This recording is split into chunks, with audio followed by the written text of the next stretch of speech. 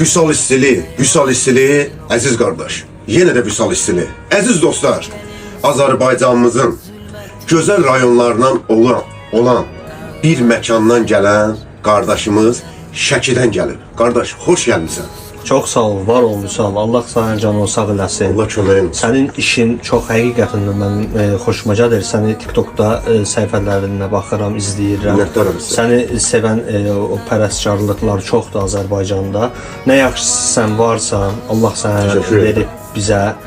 Bu bizə çox gözəl qulluq göstərirsən. Allah köməyin olsun. Var olasın. Hər şey yaxşıdır. İnşallah da ki, axırda nəticəsini bütün Azərbaycan, Şəki xalqı, Bakı xalqı görəsidir ki, Vüsal qardaşımız necə stillə bizə qulluq edir. Minnətdaram sizə. Çox sağ olun. Bütün Şəkini salamlayıram burada. Allah canı sağ eləsin. Sağ Allah olun. sizi var eləsin. O halviyə görə də əziz qardaş. Minnətdaram sizə. Çox sağ olun. Var olun. Allah sizi var eləsin. Nə xoş mənim alma qardaş. Nuşanlı olsun. Allah razı olsun. Çox sağ ol, əziz qardaş. Harda izləyirdin məni? Hansı sosial şəbəkədə qardaş? TikTok səhifəm var. TikTokda. Bəli, Vüsal stili. Vüsal istili. Bəli. Neçə yaşda əziz qardaş? 39. 39 yaşdan 30 necədir əziz qardaşım? Gözəl, gözəl. Sənə başına dönərə. Əziz dostlar, izləmədə qalın, xahiş edirəm. Əziz şəkilləri, xahiş edirəm sizdən, izləmədə qalın. Qəşəng bir dəyişim olacaq. Qəşəng bir Vüsal istili gəlir Şəkiyə. Allahın köməyinə izləmədə qalın uşaqlar. Başlayaq inşallah. Başlayaq inşallah. Allah, Məhəmməd, ya Əli. Kainatta yoktu senin oxşarın. Gecenin sultanı, zulmetin şamı. Dağlarda zerredir senin yanında. Suskunsan her zaman sirleri koru.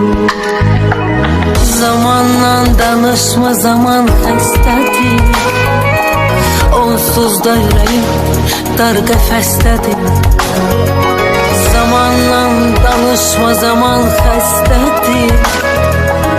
Onsuz da yüreğim dar qəfəsdədir. Qərib səmalarda qarşıla məni. Yeter ki sen məni qarşıla məni.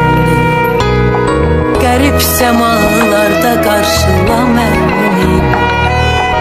Yeter ki sen beni karşıla məni.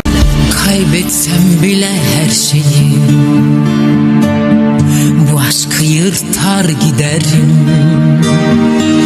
Sinsice olmaz gidişim, kapıyı çarpar giderim. Sana yazdığım şarkıyı sazından söker giderim.